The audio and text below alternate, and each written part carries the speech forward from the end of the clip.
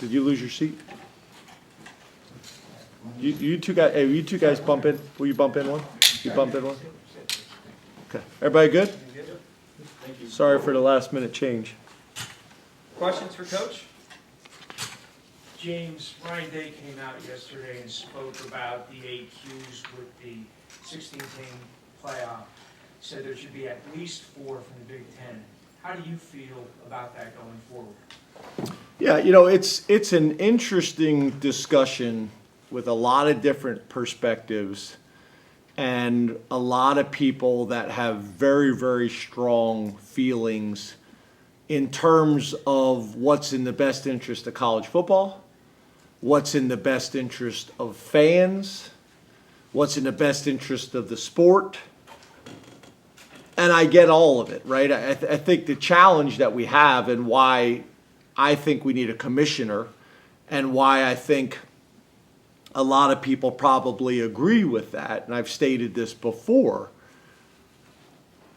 the majority of people that have strong opinions have an agenda and are biased based on what's good for them, right? And that's where, you know, my role sitting on the AFCA board, even that's challenging. Like, we're supposed to sit in that room and take your hat off and represent football.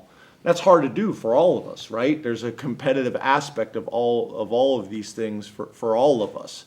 I think the reason that the Big Ten and the SEC feel like there's an argument for more is because of a lot of the things that I've also brought up in the past of the discrepancies or things that are not even or balanced in the sport.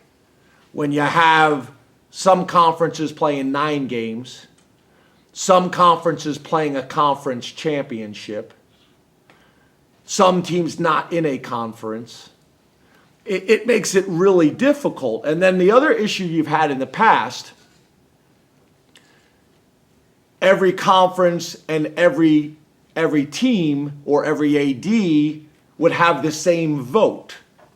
Well, if we have more teams in our conference now and have a greater level of competition week in and week out, why should it be balanced? I think is the discussion that everybody's kind of having, if that makes sense.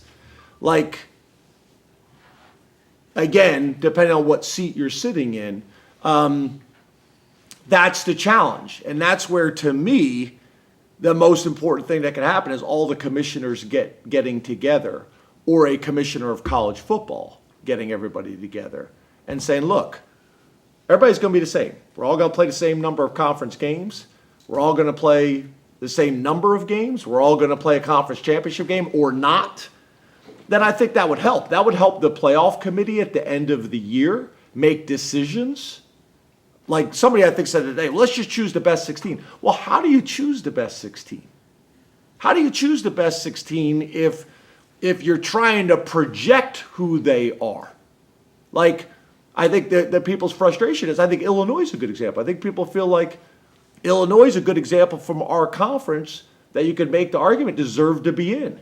And there's arguments from other conferences, especially after how things played out the way they did. So I guess to answer your question, I don't have as strong of an opinion of how it should be on the back end. I think the more important conversation is what can we do on the front end to make it easier for all these decisions on the back end. If not, it's going to be a constant struggle. And I guess my point is that's why I think the Big Ten and the SEC are saying we should get more AQs, because it's not the same right now. Did I answer your question? Is that fair? Yeah, you haven't said if you agreed with Ryan or not. I guess what I'm saying is I haven't spent a whole lot of time thinking about that. I agree with the argument based off all the things that I just said. It's not even. So why should it be even on the back end who gets in when it's not even on the front end? Like, our conferences are built differently. Everybody shouldn't get the same vote. Every conference shouldn't get the same vote. A Penn State vote shouldn't be the same vote as a school X. I won't mention a school X because I don't want to disrespect anybody, but they're not the same. And the way it worked in the old NCAA structures, everybody got the same vote. All the conferences got the same vote. And I guess what I'm saying is I agree with it the way it sits right now because it's not even.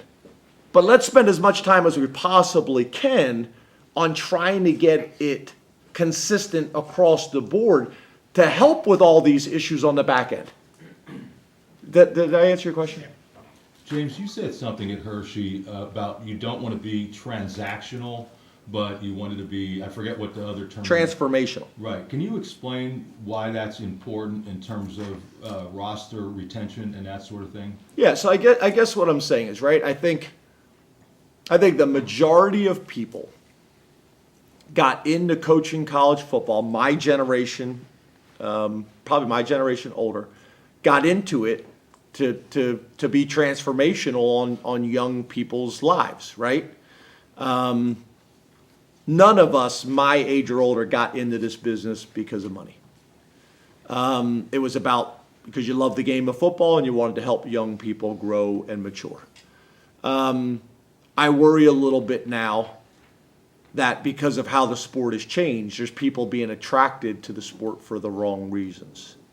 And the way the sport has changed from a transfer portal perspective and from an NIL perspective, I think there's also young people and families that are making decisions based on a transactional experience rather than a transformational experience. So for us, we're one of a handful of programs that are still holding on to, we want it to be as transformational of experience as possible. I think that aligns with Penn State and what our values are and how we want this program to be run. That's something that was always very important to me, but it was also very obvious to me coming to Penn State that was something that was very important to our alumni and very important to this community and very important to our lettermen.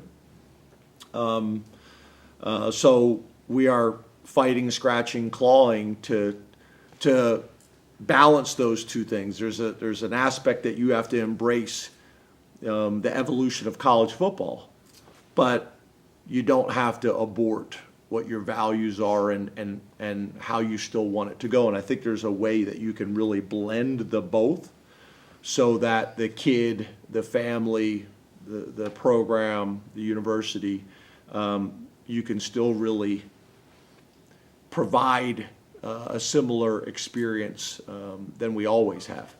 James, there's a few players that we saw significant roles for in 2024. We did not see them available in the spring. Andrew Rappleyea, Tony Rojas, Anthony Donkoh. Are you able to share anything on whether those guys, one or all three, are going to be cleared for preseason camp and how they're coming along in the process? Yeah, so it was Donkoh, Rojas, and Rapp. Yeah, we expect all three to be fully cleared, not just for camp, but really for the majority of the summer as well. I don't think all three of them right now are totally clear. They would have some limitations right now, but I would say if you guys came to a workout or watch, you wouldn't know, if that makes sense. But there's some modifications either in the weight room or restrictions on the field. But all of them we anticipate being full go from day one of training camp. James, we'll get back to that playoff discussion. There is some discussion too about whether it should be a committee or more formulaic when deciding who gets in. Where do you stand on whether or not it should be this more subjective committee or it should just be a formulaic ranking or whatever, like similar to BCS? Yeah, it's funny because I think, there's all these complaints about the BCS, right? But then we go to this, and I think it goes back to really my answer is the problem is everybody voting and everybody involved in the process, whether you want to be biased or not, we all are biased, right? So I think in a lot of ways, you could make the argument a formula could be better, but we didn't love the formula, so we went to this other system. But there's a lot of challenges, right? You got East Coast people voting on this, and they haven't watched enough of the West Coast games based on the time. All the different rankings that are out there. So there's just, in my mind, a formula makes the most sense because it takes the bias out that we all have. But I also think, maybe there's a way to kind of do both. And I guess you could make the argument they are doing both right now because I think the committee uses some formulas to come up with it, which I think makes a ton of sense. So I think at the end of the day, there's not going to be a perfect system. But again, I don't mean to beat a dead horse here, but I just feel like there's never going to be a perfect system on the back end. So let's try to make it as perfect as we can on the front end. So at least everybody has the ability to compare an apple to an apple. Hey, James, for your longevity here, how important has been the same longevity for Andy and throughout Cal and especially Terry? Yeah, I think we've talked about this in the past, right? Consistency within the staff is extremely valuable and less common in today's college football, than probably it was 20 years ago. So having a guy like Andy Frank, who's been with me for at least 15 years now. Andy, you're sitting in the back, is that right? 15 years. Terry's been with me, I think, 12 years, because he was the first hire that we made here at Penn State. Was not with me at Vanderbilt. And then Kevin Threlkill, I think, has been with me maybe 18 years. Kevin's been with me since he was a student at Kansas State. So that stability is important. It helps with a lot of different things. Probably efficiency being at the top of the list, because there's things that me and Andy have to talk about every day, but there's probably more things that we don't have to talk about because I know Andy and Andy knows me and I know how he's going to handle things and he knows how I want things done. So there's a ton of value in that. There's just things that can go unspoken that can't go unspoken with a new staff member or a relatively, I use the word young, but not necessarily in age, but time together. So those guys are really valuable. And they're all experts in college football. They're all experts in their specific areas. They're also all really, really intelligent. And their strengths and weaknesses and really different personalities. I mean, you would never just find Andy Frank, Terry Smith, and Kevin Threlkill all sitting at a bar downtown if there wasn't Penn State football associated with it. And that's one of the things that I love about being the head football coach at Penn State, and really just being a head football coach, is the diversity of the personalities and backgrounds and experiences that we can put together to provide the best staff in college football and resource for me and for Pat Kraft and for our players ultimately. James, Trevor Penning committed, I think hours before the move went in. Now that he's officially signed, what went into his recruitment and what makes him a fit for this receivership in this offense? So I think the first thing is, right away you notice the production, right? As soon as you hear he's going into the portal, you see the production, and production matters.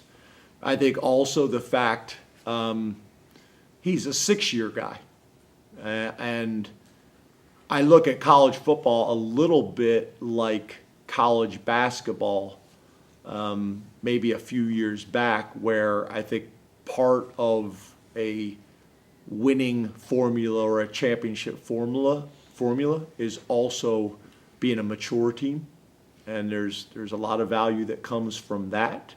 And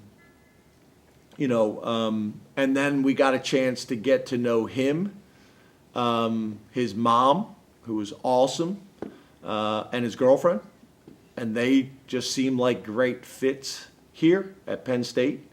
Also from the footprint, which helps, not the end-all be-all, but that helps. And then I'm also glad because a lot of the stuff that was put out publicly, none of it was true, about how his transfer took place and why it took place, and a lot of the financial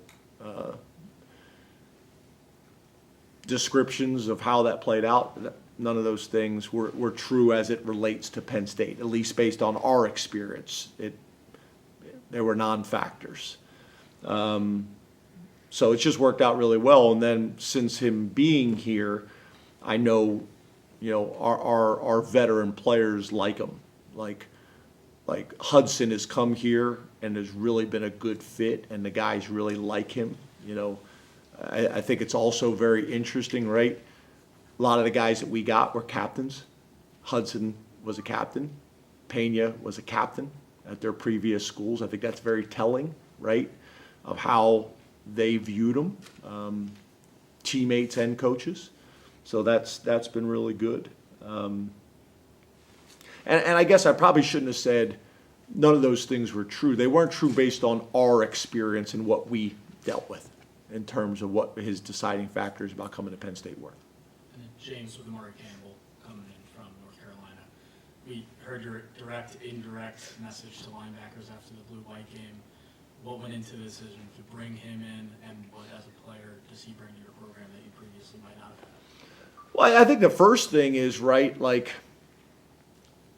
hated to lose the player we lost. I think you guys know we are committed to our current roster and the retention of our current roster. That is priority number one for us. We know those guys the best. We know their families the best. The one of the challenges that I've realized is these guys that come in with injuries, it's hard because it throws off the timeline in their head, and frustration can set in, probably some way unrealistically, right? You're already behind a year, coming back off of injuries and things like that. So I think the first thing is that, right? We're investing in our roster, and we hate to lose guys. But once that happens, then you got to move on, and then you got to find the next best option for Penn State. And again, you're talking about production. We're out of the business. We've tried a few times where you get a guy who is maybe highly regarded but hasn't proven it yet at the college level. I'm kind of out of that business. I think at the end of the day, if you're going to go into the transfer portal, you need to be going to the transfer portal for production, not projection. High school is always going to be a little bit of projection. So when we were able to see his production, watch the film, talk to the family, and then again, people that I trust pounded the table for him. Tony Rojas, as you guys saw it on social media, was doing it. Tony felt strongly about him being a really good fit for us. Mac Brown, who's a good friend, felt like he'd be a good fit for us once he went into the portal. Jeff Collins, guys that we trust that vouched for him. So all those things kind of helped, and so far so good. Sometimes it's hard to kind of evaluate a linebacker, without pads on. It's a little bit maybe easier to evaluate a wide receiver or something like that. So we'll see, but based on first impressions, it's been good. James, just staying on that topic with recent commits, obviously you had Daniel Jennings sign. As far as I'm aware, he's not here yet. But I was just wondering how what is the process for bringing in guys that reclassify? Why now? Is there a preference on when they come in, and is there something you saw from him coming out of high school? No, it really had nothing to do with us. He wanted to reclass, wanted to see if it could work from a Penn State's perspective, if we had room to make it work. He was working back at home with his high school. You know, part of it, I think, is he lost his high school coach. His high school coach left. And you know, basically, you know, felt like, you know, in some ways he was ready. You know, I think he was the player of the year in West Virginia. I think he was the #1 ranked player in the state in West Virginia. They moved him up the year before and re-ranked him, and he was the #1 player as a junior in the state.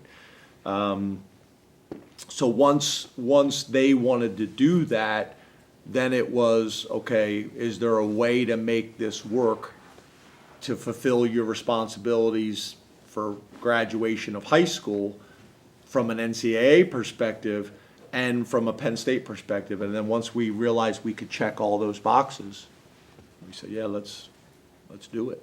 And I think for them, it's like, you know, what's more valuable? Even worst case scenario, playing a senior year, or worst case scenario, redshirting at Penn State. Although he's going to have the opportunity to come in and compete, I think they felt like, you know, we're going to base this decision off a worst case scenario, and him being here and being in our weight program and nutrition program, and, you know, getting an extra year of school, you know, started ahead of time. I just think they felt like the value of it. I think the other thing is he's not like a 205-pound defensive end. Like, we've taken some kids that were 205 pounds and they had to grow into it. He's already over 250 pounds. So I think those things played a factor into it as well. But it wasn't us. It was something he wanted to do. James, there was a report this morning that Max Granville's out with a long-term injury. Can you confirm that, and can you kind of evaluate that defensive end with that? Yeah, Max is out with a long-term injury, which, as you guys know, if it's that, I'll respond to it, you know, for you guys, just so you're not asking weekly. But I always want to clear that with the player and the parents first. He got hurt over break at home, you know, working out. So obviously not, you know, not an ideal situation, and my heart breaks for the kid and the family, and obviously not what we wanted or needed either. It was a guy that played last year, and we were depending on taking that next step this year. You know, so other guys are gonna have to step up now. So we'll see how that all plays out. It's kind of early to say at this stage, but you know, between obviously Denai and Fish and Harvey and Mason Robinson and Williams and White and Kamaju, and there's some guys in that room, Burnett that was here in the spring, and then some guys that just showed up as well. You know, there'll be competition in that room, but he was a young player, but by losing him, we just got a little bit younger too, right? But you know, it is what it is at this point. In some ways, you know, the earlier you find out, the better. So you get going on trying to speed up the maturation process of the other guys. Time for one more, guys. If I could follow up on Fisher, he's a guy, we saw Denai play a ton last year. We haven't seen Fish out in the field in a little while. What has he done in his return this spring, this summer, that has you feeling he's ready to cap off his career in strong fashion? Yeah, I think internally within our program, I think there's a lot of confidence that Fish has got a chance to have a big year. He's like one of those guys that, you know, I don't think anybody's talking about right now outside of the program, you know, based on, you know, just not seeing him recently. But there's a lot of excitement internally with our players, with our staff. I think those things are really apparent. And again, you're talking about another older, mature guy that's had some adversity that he's had to overcome, both both from a football perspective as well as some personal stuff as well. You know, and I think he's got a really bright future, and I think he's going to have a chance to have a really, really big year. You say cap it off. I think technically, I think he has 2 years left. So we'll see how all that plays out. But we're excited about you know what he's going to be able to do for our defense this year and for our team. He is big, he is long, he's athletic. You know, he's another one of these guys that's, you know, like a skinny 260 pounds with super long arms. We feel really good about, you know, Deny and Fish being two veteran guys. Obviously Deny with a little bit more playing experience, but I think Fish is going to surprise some people. I think, you know, I could see by the midpoint of next year there being a significant buzz about him. Thank you. Thanks, Coach. Thanks, guys. Appreciate it.